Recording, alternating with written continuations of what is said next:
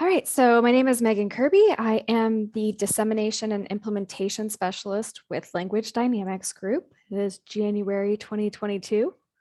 And today's topic is going to focus on how to write great goals, specifically related to the narrative interventions and oral language interventions that we do. The agenda for this webinar is to go over some time spent in some areas more than others, how to select targets, how to format our goals, how to measure growth. And then again, I will provide a link to an attendance certificate for you. If you have any questions, I will be able to answer them. We can engage in dialogue. And then I'll also provide my contact information so that you can reach out to me with anything else that you may think of in the future. It's not a one and done situation here. So this is just a review. As we're all working with learners and trying to develop needs, why do we need to write clear and precise goals and objectives? Well, so that we can articulate the reason why to other people. Here's the refresher. First of all, it gives us a clear focus for what we're supposed to do, especially when there's so many things to work on and it can be overwhelming. And a lot of stakeholders and treatment team members, plan members, they may have all of their different priorities. And so when I'm going to think about what trade-offs that we only have X amount of time with these learners in a day, then I need to have a specific list of priorities. Then the second piece is if we're doing something that's awesome, we're delivering an intervention, the learner is making progress, we have nothing to back it up. Who's to say that the instruction needs to continue, that an intervention that may cost money is actually worth keeping around or having refresher training for our district, unless we show its effects. So it's not just, hey, how do we know the individual learner isn't learning? Like, why continue to deliver something that isn't effective in what you want to improve? We need data for the other bit as well, saying I'm an effective instructor. And then we also need to write clear, precise goals and objectives so that, yes, we have progress monitoring, we can intervene, but we also need to show people, especially parents and caregivers and the clients themselves or the learners themselves, how well they're doing, right? And just reinforce this teamwork that we have going on. So how do we select targets? So specifically for Language Dynamics Group, we have assessments. We have the Pearl, which is a kindergarten screener for dyslexia and developmental language disorders. And there's ways that we would select targets for that. This webinar specifically will focus on oral language, language comprehension, narrative language interventions. And so I'm going to look at the cubed. And let's get going first. So this is the cubed, the narrative language measures, what we refer to in short, the NLM. And so there's two parts. There's the NLM reading and the NLM listening. I do believe I put that in the chat in case you are not aware of this wonderful free tool. We have norms, basically all the research that we do. I myself, and I'm an early career researcher, went back to school to get my PhD and become a researcher. Dr. Trina Spencer, co-owner, researcher. She's at University of South Florida, where I'm at. She's my advisor. And then we have Dr. Doug Peterson, who's at Brigham Young. And, so we're all researchers. And what we do is really use that funding from the university. And that's our full-time job. That's why we're such a small company. Use that, the funding, the grants, projects for students to then inform these products and provide things for free.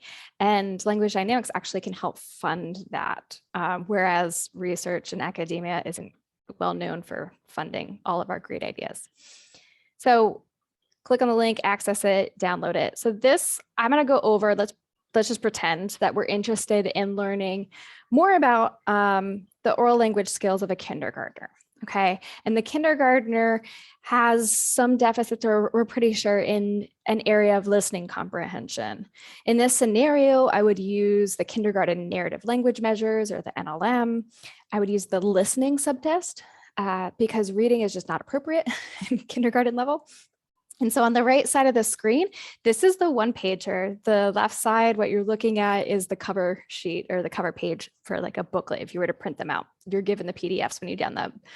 And on the right side of the screen, this is what the one pager looks like. This is the assessment. So zooming into it, I'm going to administer the NLM listening assessment. I'll start off with the listening retell. This is the top portion of the assessment, the one pager. And so after I would read the story aloud to the kindergartner, I would say, thanks for listening. Now you tell me that story. And then, this might happen. So let's say that this is the student's response. Again, I'm going fast because this webinar is not about how to administer the cubed. We have those webinars and those videos for free on our website. But let's say this is the student's response, okay? We can score their narrative, and we should score their narrative retell in real time, like real life. And then we'll use those results to inform our decisions about the priorities for intervention. So let's say that they said, this kid, Shane, was getting ready for school because he was late and he couldn't find his shirt. So then he asked his mom to help him find it. I need to take a breath. And she told him it was on the dryer and he got it and he was happy. That to me is a great response by a kindergartner. I'm pleased, right? So we would score this. They referenced Shane. They don't have the story in front of them. Remember, this is just retelling information that they heard. They didn't really have a great setting. They did have a complete problem, did not include a feeling, did not include a plan, like the words like decided or thought or considered. Included an attempt. So we're good so far with an episode, almost. We almost have a complete episode.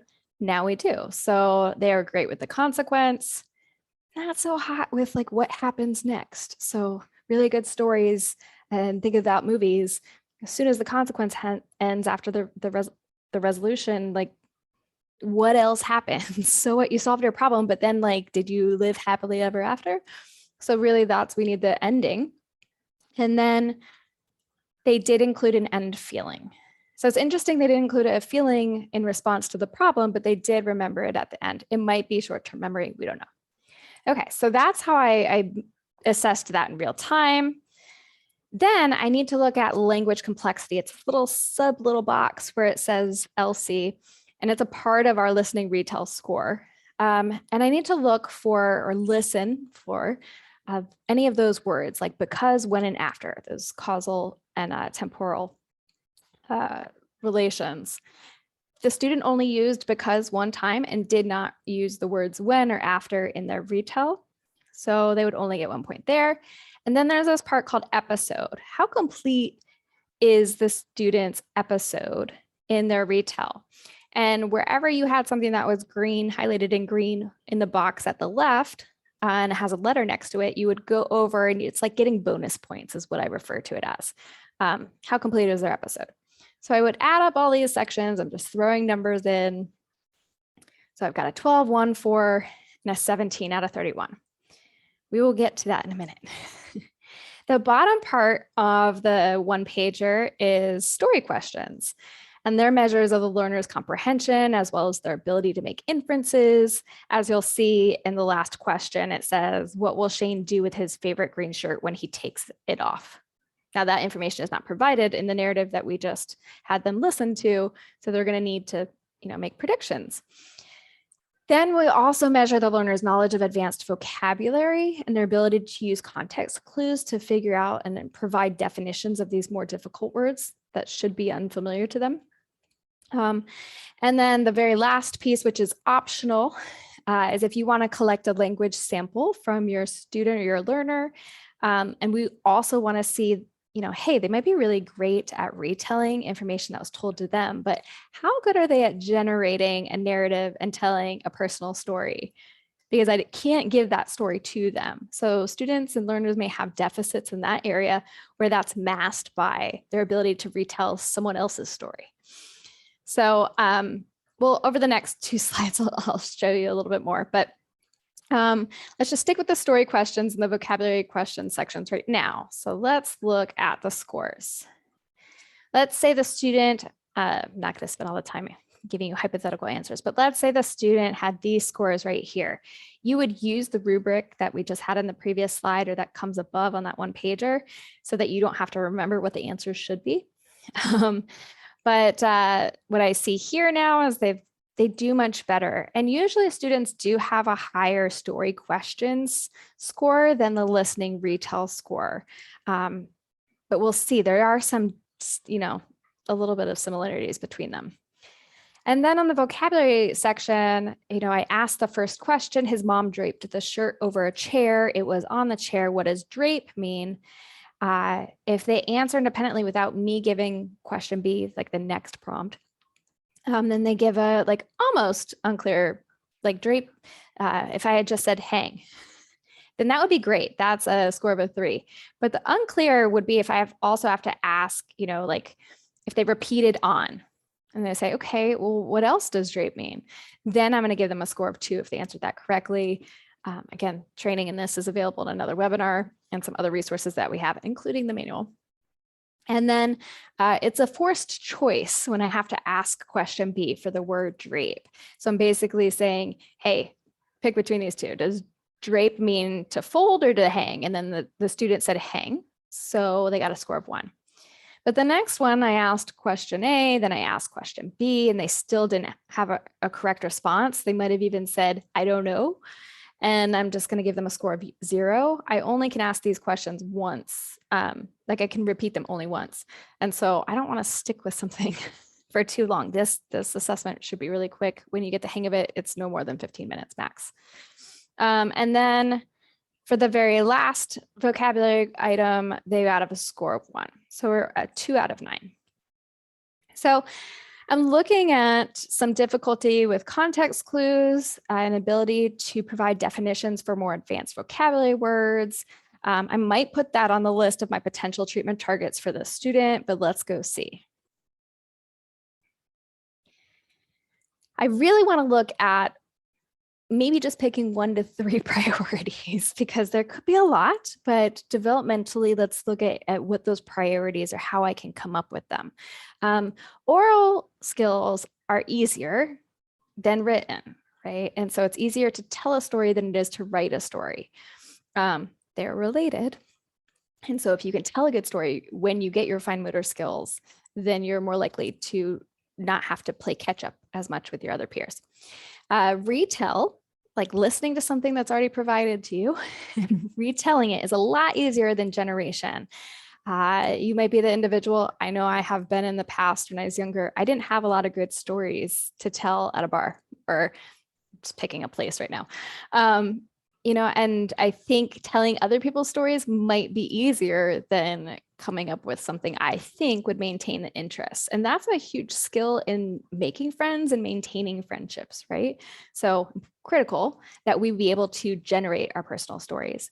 The same goes for telling a personal story is actually easier because of personal history and experience and that background knowledge than just making up something, because you're going to need a lot of vocabulary to make up something from scratch and a lot more scaffolding and frames.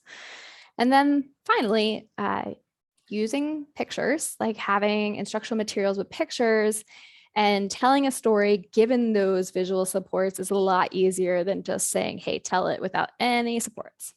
So that's kind of where we would go in terms of, all right, if my student has great oral skills, how is their writing? If they are pretty competent in retells, how are their skills in generation? So if I'm picking some of those, then I'm also looking at, hey, how are their story grammar elements? Because if they don't have all of those components in a story, it's not a good story. It's problematic. It may not be coherent. It's definitely not complete. So will others walk away because that story really doesn't have an ending? Or will others be able to understand them if they're advocating for a need, telling someone that something bad happened to them and being able to advocate for help or get help? You need to be able to tell a complete story about who it was, what happened, what did you do, how did you feel? And so story grammar elements are priority number 1. That's where I'm planting my flag.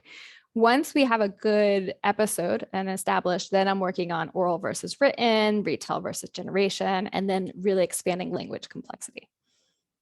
There's no rules for this, by the way.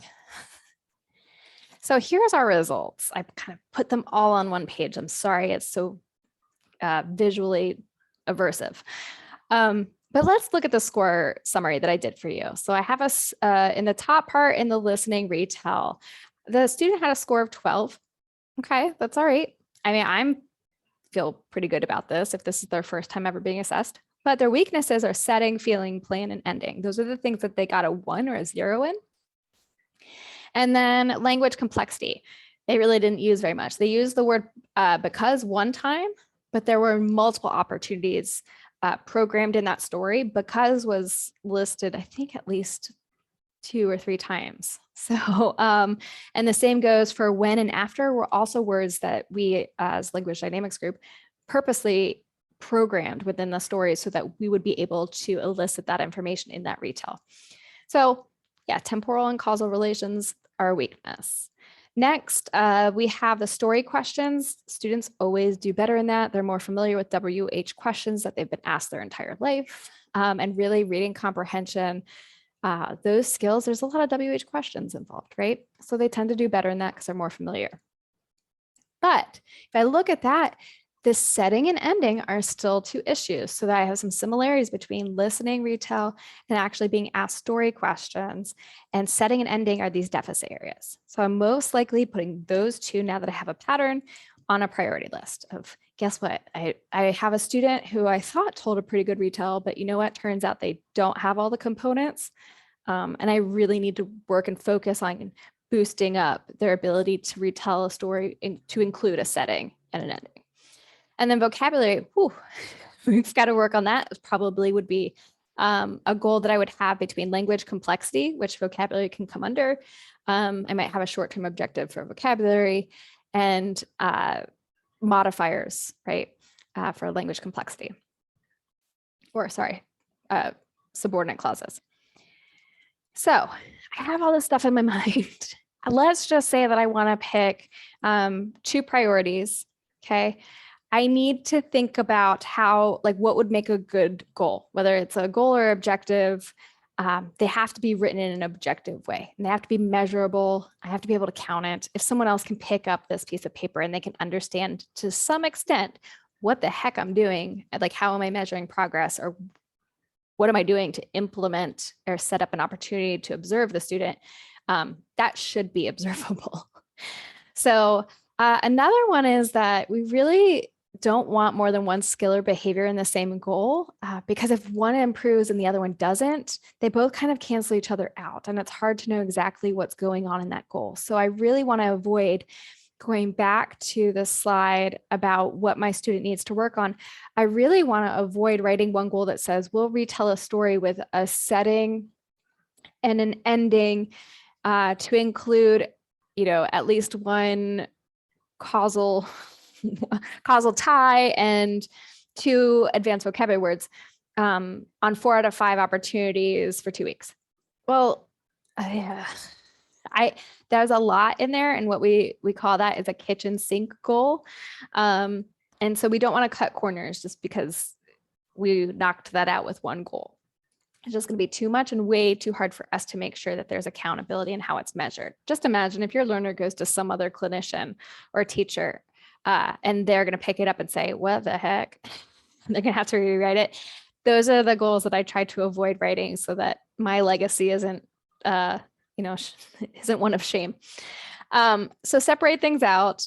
If you end up separating things out and you end up with 30 goals, it's probably time to go back to the primary stakeholders, the student, the learner, and the family, not just the teachers or whoever else is on your team, and figure out which ones need to be prioritized. You can present this whole comprehensive picture and say, hey, we have a lot of things to go on, to work on. We're going to fight for whether it's an annual plan for school or it's going to be a service authorization period for outpatient treatment. We'll get there. But if we just had to pick between, 1 and 3, what would your priorities be? And that usually makes it easier on me. I might have some thoughts about which one should be prioritized, but then again, evidence-based practice, we work in the families and the consumers' preferences and their values. And that way I'm not complaining as maybe young Megan did early on as a teacher, that people didn't buy in, right? There was no buy-in. Or I was always told that I had to get buy-in. Yeah, people aren't going to work on something if it isn't important to them. And no matter how much effort you put into it, you end up placing your values on them, right? So anyway, off the soapbox, when we're thinking about specifying the criterion, once we pick these priorities or the treatment targets, then we have 3 things we need to do. Describe the context, specify the setting or the arrangement in which we're going to set up the occasion to measure or observe, and then have a level of assistance as needed. I have 2 asterisks there. I will get to that in a second. So context and setting. When we think about the context of measuring our learners' progress, we would need to think about what's the most natural context in which that behavior or skill is expected. So for storytelling, are we looking at talking to adults only from now on? Because that creates weirdness. Adults always get you what you want, and they always ask you questions about what you're interested in. So unintentionally, we tend to teach children who receive a lot of services or a lot of supports, have a lot of adults in their lives, that adults are more reinforcing than peers your same age. Oops. So in the process of teaching some of these narrative language skills or oral language skills, can we set up opportunities to try to observe maybe once a month and probe natural language in the context of play or conversation during small group lunch bunch? Just throwing it out there. I'm sure there's tons of great other ideas. If you have them or you've seen those great other ideas in terms of context, throw that in chat and share with us. Another thing is to think about if the skill's really hard to capture in a natural environment, don't do that, because you only get one shot depending on how often you're measuring progress. And if it really relies on the fact that other people need to be available and that setting needs to be available and all the conditions need to be right. Don't put all your eggs in that basket, right? So how can you contrive? You can say naturally occurring or contrived opportunity. And that kind of is a catch-all that gets you out of trouble. So here's 2 examples of a condition, like during small group instruction, X will listen to a peer's personal narrative and then maybe retell the story parts. But I'm just focusing on the condition right now. And so I already know what's going on. I can see it with my own eyes. I've got small group instruction. To me, that means 4 or less students. Otherwise, 5 or more as a group, the large group to me, in terms of being able to provide instruction. And then what are they doing? Oh, they're listening to a peer's narrative. Cool. So I've got to set that up to occur. It could be naturally occurring though, too. I could be observing a small group lesson in another class. Then the second bullet is presented with a novel fictional narrative text at the 1st grade level. So what's going on? Oh, the student has this 1st grade level text and they've never seen it before. And it's narrative. So perfect, I can see it. Now I'm going to limit my time on this because this is another soapbox I'm apparently jumping on again. So prompts, just a note about prompts. Prompts are a part of implementing an intervention. They are the behavior that the adult interventionist does to set the occasion for the learner to engage or demonstrate the correct response. So it's a teaching mechanism. It's a mechanism in which we want to establish a skill, and we need the learner to contact reinforcement real quick. So they get the contingency between if you do X, then you get Y. That's the skill that we want to see. So you provide prompts to speed that up, right? But in real life, we really care about independent performance, right?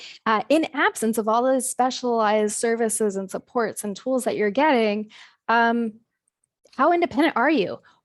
And if we're not actually reporting the level of supports the student needs by reporting independent level progress, which might be just slow and steady, but it really may show that the student doesn't need as much services as we think, because a lot of times people won't pay attention to the details that a prompt is written into the goal. So of note there. And then, makes me uncomfortable because if we write adult behavior into a child's plan, it's their plan. And if this individual learner, so I'm thinking about it, an annual individualized education plan, right?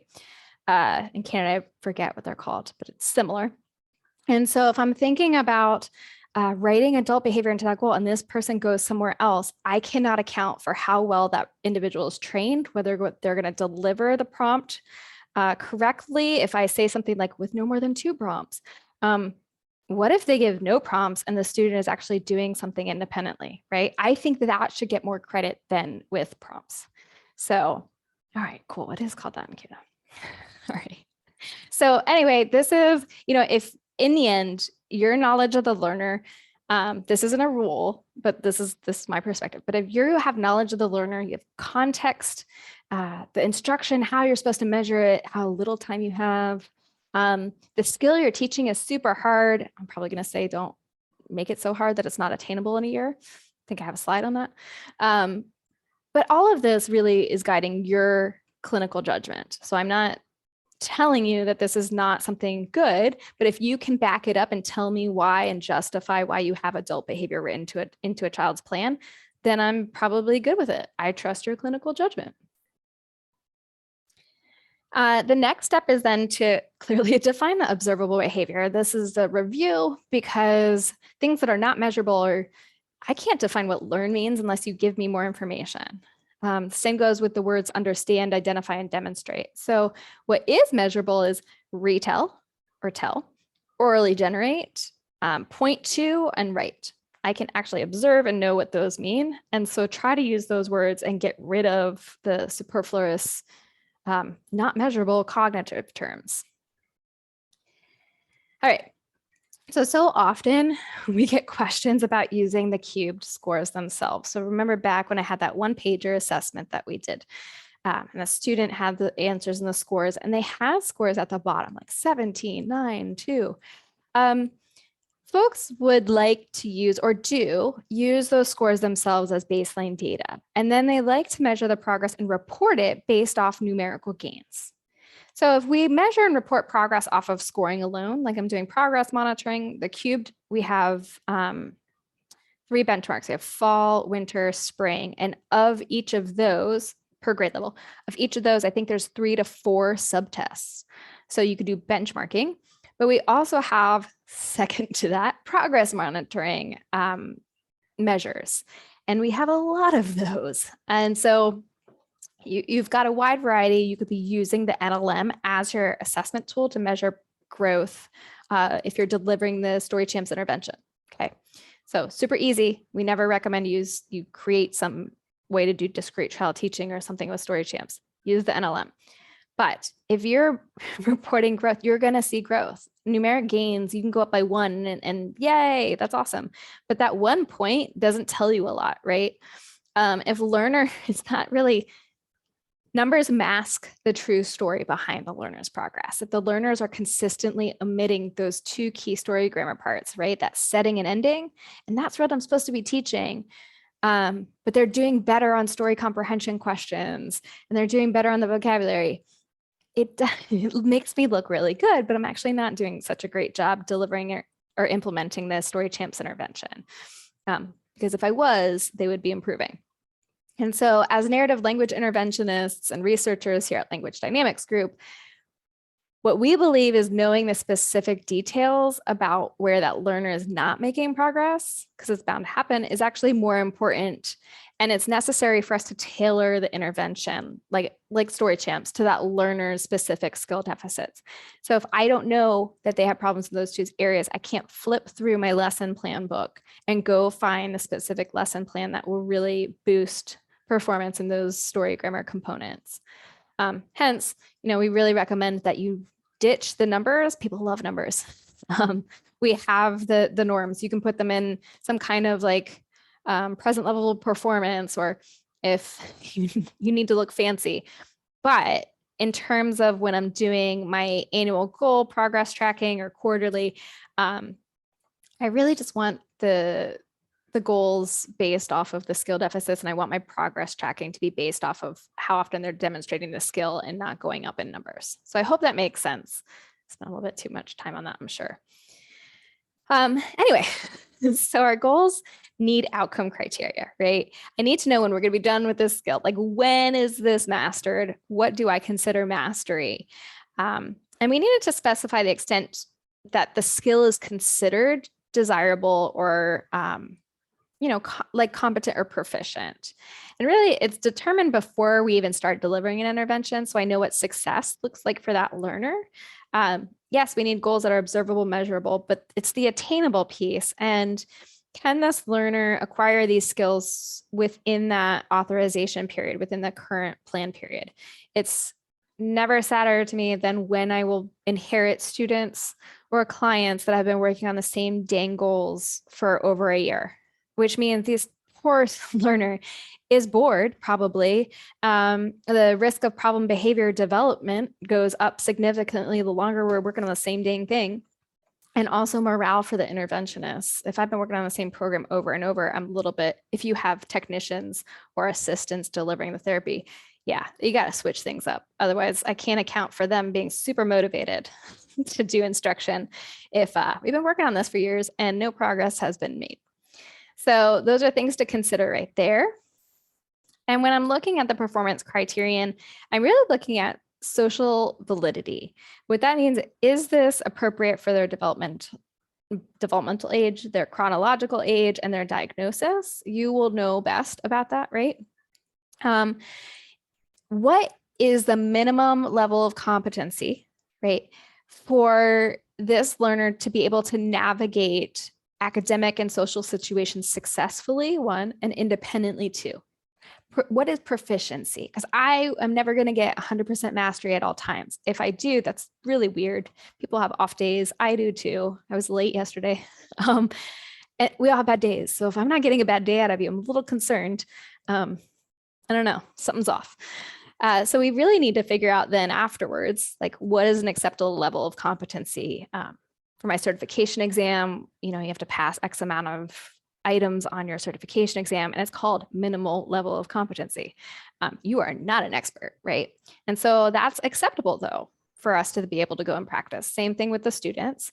And then I think about, all right, so for how long do they need to maintain that level of competency or that mastery level for me to be like, yep, and they're done. We can move on to another thing that's a priority to target. Because remember, I had a whole list. And so again, really personal tip, not written in stone. I don't need a learner to demonstrate mastery for more than 3 consecutive observations. I usually get to 3 and I'm like, yeah, you got it. It's just like the 80% accuracy criterion. There's really no reason in the research from what I've seen as to why we would need to have any more than 3 or fewer. It's arbitrary, but clinically it makes me more comfortable with that 3. So it's really up to you and your clinical judgment, your knowledge of the student, and then the skill you're trying to teach that would drive the selection of the time period and the mastery criterion. So the last step is then to be realistic about how you're going to measure progress. Please do yourself a favor, be kind to you. And so we only want to measure progress only so often as it's needed to make changes to the intervention if the learner is not making progress, right? So if we're monitoring progress any other way, we're not monitoring progress any other way. We're just doing, let's say, once per quarter. And that's the only time I'm observing and seeing if what I'm doing is working as an interventionist. That's probably not appropriate. I can't think of how it would be. Because if that learner's not making progress, you just let how many months go by without doing anything to intervene. However, if I'm gathering data, which is more likely, I'm gathering data from session notes, I'm probing the progress using the NLM progress monitoring. I'm doing 1 a month. That's pretty common. So I can make adjustments and tweak and titrate maybe the number of sessions I need to do for Story Champs, or I am going to say, ooh, we might get stuck on these prompts here with these visual supports. I wonder what's happening when I'm implementing the lesson. And then I go and find out, oops, I keep forgetting to not fade out the visual supports, right? And transfer control back to the student, right? From pictures to the student. That happens. And so if I need to be able to know what's happening and then check my own ability to provide effective instruction. That's why we monitor progress. However, if I'm doing that on my own and I'm making data-informed decisions, I'm responding to the data, then really the quarterly progress report is absolutely fine, because I can, like, it will probably be making progress. because I'm informed there often. So it's completely up to you, but I would think about it, just what is acceptable level, but not too much. Never will you hear me say, you should take data every single session on story champs. That's not effective teaching. And I say that because assessment should be separated out from the delivery of prompting and prompt fading. And it's not supposed to be discrete child instruction. I'm a behavior analyst. Old Megan, when I was teaching before I was a behavior analyst in an autism classroom, I was taking child by child data for every single thing. And these poor students, my poor staff, and then poor Megan, myself. I don't recommend it because I was not as effective as I could have been as a teacher doing errorless learning. I should just knocked out my cold probe data, said, oh, kid doesn't know this today, and then put the data sheets aside and just actually taught. And that's kind of what we recommend. So just think about what's the least amount of data collection that could inform my ability to be a more effective instructor. And then so here's just a general list of tips before we get into some goals and objectives. From practitioners that we've received about goal writing, I'm sure you have more to contribute. Please do. But the first one doesn't go without saying that one comprehensive sentence that doesn't require 2 breaths. So what that means is write a goal that you don't have to take multiple breaths for, because that's probably too long. And you've lost interest and you're going to just spout confusion. So remove all unnecessary words like will be able to, point to. Just put student will point to. The second tip is use a template to ensure that you include all required elements. We will give you that template in some of the slides to come. And then the third tip is, hey, align the criterion and the condition and the evaluation. So in other words, if you say you want 90% correct, but you're only, but you also said on 4 out of 5 probed opportunities, okay, but if you had flipped that and the number of trials you're teaching never get to 90%, like it's always at 80 or 100, then it doesn't line up, okay? So think about what you're rating and is it feasible? Can't say I haven't made that mistake when I was younger. And then the fourth tip is be sure the evaluation schedule is practical for monitoring progress. Remember, be kind to you and actually be honest with yourself about how often you're going to be able to do this effectively, reliably, and with fidelity. The other one is do not use specific names of measurement tools in the goal. Please don't say cubed. I know it's free, but you know, some people may get upset. And so, and especially I know in some school districts or outpatient clinics, we become liable for ensuring that that tool is always used. And this won't happen, but let's say the cubed was not free tomorrow. Oops. So we avoid that. We also don't include story champs. We would just say, you know, using a narrative language intervention.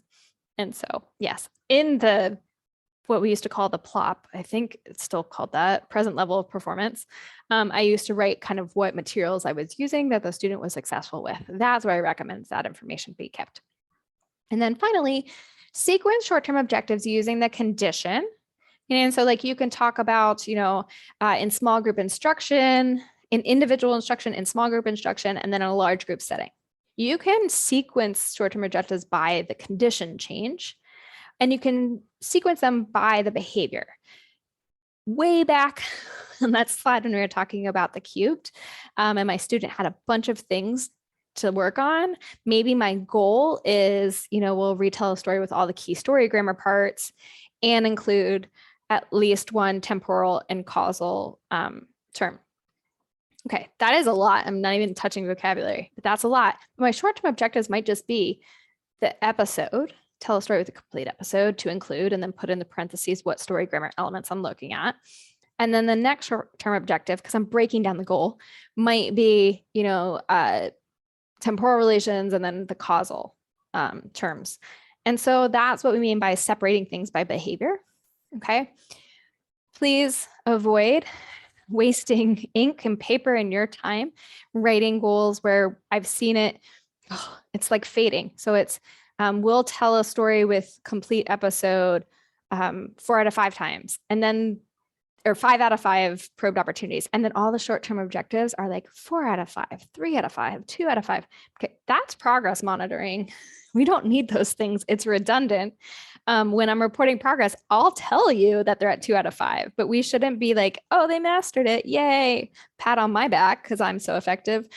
Don't waste ink and paper. So we want to avoid writing short-term objectives that are really just, what do we call that? Successive approximations towards that long-term goal. So we get questions. If you have any questions, you can throw them in now or anytime, really. But we get some questions in our Facebook group. We have a Story Champs professional learning community on Facebook. You're welcome to join if you're already not a member.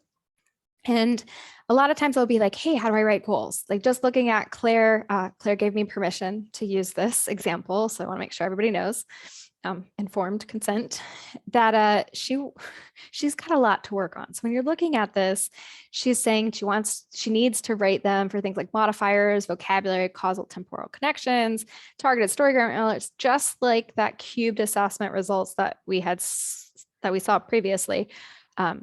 That's a lot. So a lot of people, it's just overwhelming, right? And they don't know where to begin. And I totally understand that, especially when you don't have models and you don't have other people to consult with. So join the community, ask questions like this. There's no bad questions.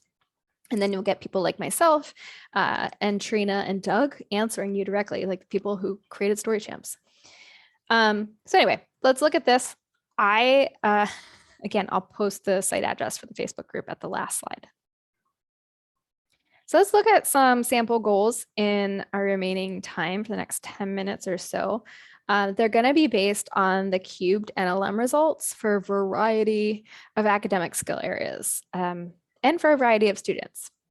If you want to see any ones in particular, just keep an eye out if I don't cover them. But I broke them up by different skill areas. So the first set is going to be oral narrative targets. So let's say I did an assessment and then my learner really has difficulty retelling stories with a complete episode. So that's the name of my goal, retelling stories with a complete episode. And I will always include in parentheses, in other words, problem, action, ending. And so I set up a condition, right? So here's our template for how to write a goal: condition, behavior, criterion, schedule, evaluation method. So here's what it looks like. Given a brief story modeled twice, Chris will independently and accurately, I added those because I want independent, independently and accurately retell the story by including the problem, action, and consequence / ending as measured on 3 consecutive weekly probes using a narrative scoring rubric. Okay, that I can get through the narrative language measures, the progress monitoring assessments, the 1-pagers, because they're going to listen to a story. I can read it twice because that's my prompt level. All right. So this knowledge of the learner, they may have something like a traumatic brain injury, a short-term memory loss. I'll justify that. ADHD up the wazoo, like me, and they need that story. They need to listen to it twice. And then they'll retell the story. It's not in front of them anymore, and I won't repeat it again. But after that, they will be able to tell that story with a complete episode, right? But I can use different progress monitoring stories as a part of the NLM listening. And we have a ton, remember? And if you get through all of them, here's a tip: start back at the first one, because there's no way in heck that student is going, or that learner is going to remember that story, like, and memorize it. Otherwise, you're probably not, you're not going to measure things this quickly. And also you don't need to be reading the story twice. So here's another one. Let's say that the student can actually tell or retell stories, but they don't tell personal stories that have complete episodes, as missing some story grammar elements. So if I have a 4th grader with autism, no history of narrative intervention like Story Champs, the speech and language pathologist assessed the skills and the story retell total was 30, personal story generation 5. Okay, when I talk about numeric like values as baseline, story retell total, that's really high. I know that because I'm familiar with the cubed, but if you're just like Joe Schmo, like, you have no idea what that means. You don't know if it's is that the ceiling? I think it's like 31. So I think it's almost there. Or is it out of 100? So again, what did he not get? That's what I would put too. And then, however, using the same rubric about, character setting, so on and so forth, their personal story, when I did a language sample and I take an audio recording, yeah, it was bad. So I need to work on it, right? And Story Champs, we have lessons to work on this. The lesson plans would help then Alex to generate a personal story, and it would include those 3 pieces: the problem, action, and consequence ending. Another way to work on fictional story generation, let's say Jackie is in 2nd grade, has a traumatic brain injury. She has been working with an interventionist and using Story Champs for a year now. And it's great, right? The context of retell and personal stories, she's consistently telling the stories or retelling stories with all of the story grammar elements. Uses complex language and vocabulary, so linguistic complexity in terms of modifiers, temporal and causal relations, and advanced vocabulary that she's, some tier 2, tier 3 words. That's amazing. However, when I ask you to write a fictional story and no other prompt, or make up a story, let's say write first. Let's say there was some kind of demand to write, and I'm like, oh, this stinks. Then I usually assess their ability to at least orally tell me a story, because I need to find out is the deficit in writing, or is the deficit in the fact that you don't have this skill. When I did an oral fictional story generation probe and a language sample, bombed. And so now I know where my intervention needs to go. I'm going to start with oral because it's a lot easier than writing. And so we're going to develop that up. Well, because the student can use all of those like story grammar components and uses complex language and vocabulary, I want to carry over and generalize some of that progress to, right, the fictional story generation. It's just going to take a little while. But I'm going to throw that in the goal. So this is what makes it different than the prior ones, is here, it's not a kitchen sink goal, because it's something that Jackie can do already. It's a prerequisite that she has in another skill area, right? Which would be the retell and personal stories. But now fiction, I want to carry that over. So what you see here is complete episode, and then also linguistic complexity. I did not include. I just used subordinate clauses, but I did not include advanced vocabulary. Then I feel like it would be too much. There's also, let's say, oddly enough, the child can chat away, can retell the story, can generate a story, but it's these dang WH questions that they have a problem with. And specifically, the inferencing, like making predictions about what will happen next. So I might target this. I have a friend who named her son Aslan. They live in France, but she loves those books, Narnia books. So after listening to a fictional story, Aslan will independently answer 10 factual and inferential questions with at least 80% accuracy on 3 consecutive biweekly probes. So every other week I'm probing it. So I'm not doing it every week. And it's measured using a teacher-made data sheet. So there you go. So that's it for like narrative language and retells. But what about the complex language? We hit on it a little bit. But let's say that we have a student who's in kindergarten with developmental language disorder. In the fall, their benchmark scores, basically they could retell the story with just a character and setting. That's what they had. The story questions they did a little bit better with. They were not using any complex language. And vocabulary, they just got lucky and got 1 point. So I will use this after listening to a kindergarten level story, because I'm probably going to use the cubed, the NLM listening. Susie will retell the story to include a clear and complete problem, attempt, and consequence. So there's my episode. And actually, Susie doesn't include those already. So she just gets the beginning of the story. Then I don't know, something happens, not on purpose, tuning out, but just doesn't get the rest of the story. And so I want her to be able to tell me the problem, attempt, and consequence. And we really need to boost the use of complex language. And so that's exactly where I'm going to focus my instruction on in Story Champs. I'm going to go look for the lesson plan that will help me work on those things. And then similarly, this is, and I will, if you are filling out the certificate of attendance that I'll throw in the chat box very soon, There's a comment area that you can write if you have questions or comments. If you want a copy of these slides, please tell me in that form and I'll get them to you. So this one right here, how do I work on or write a goal for temporal and causal subordinate clauses, specifically in oral retells, because that's easier than generation and it's also easier than writing, right? How do I work on elaborated noun phrases, the noun verb modifiers, and relative pronouns? So I would write something where I say, hey, you're going to retell the story with at least 2 elaborated noun phrases marked by who or that. So those are my 2 targets that I want to work on. Okay. Yeah, Sarah, let me get this actually right now. I'm through the certificate of attendance right into the chat box. Okay, so here's where we've got that. Then vocabulary, how do we work on vocabulary? Inferencing, that's how we start. So Javier has language impairment. His story grammar is great in his retells. But language complexity doesn't really match, nor does the vocabulary really match what he's capable of in his retell in terms of story grammar parts. So I don't want to spend all my calories with story grammar. I really want to work on expanding the language, right? Specifically vocabulary. So here's my goal. After given a model story with contextual support, right? Guess what? That's Story Champs. That's the cubed. Because again, research-based, we did this all for you guys.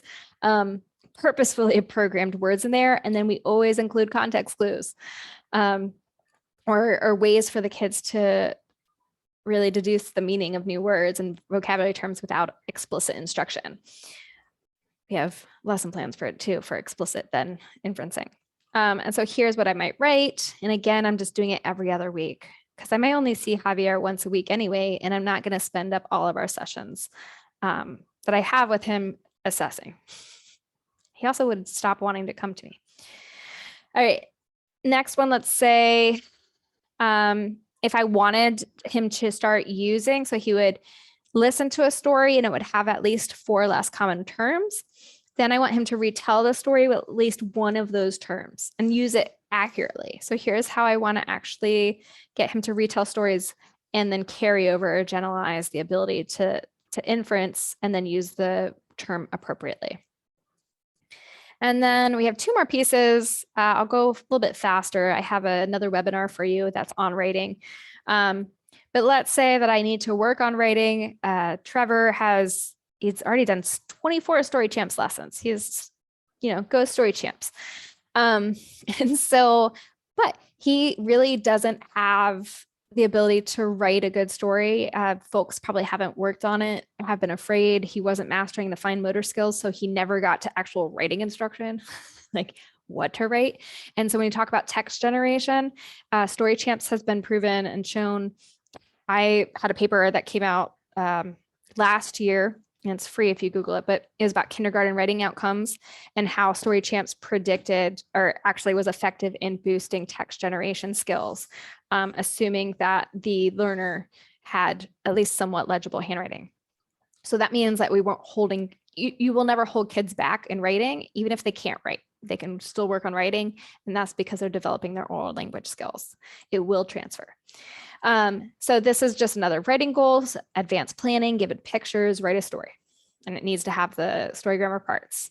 Another one, this is a kid who can tell a really good story. You got your good storytellers, but the minute you ask them to write it down, poof, all motivation. Response effort weakens the MO, is what we say in behavior analysis. It's my favorite phrase because it's so true about so many things in life. But yeah, the minute I see that, that's a lot of work. And then my motivation to sit there and exert that many calories, boom, gone.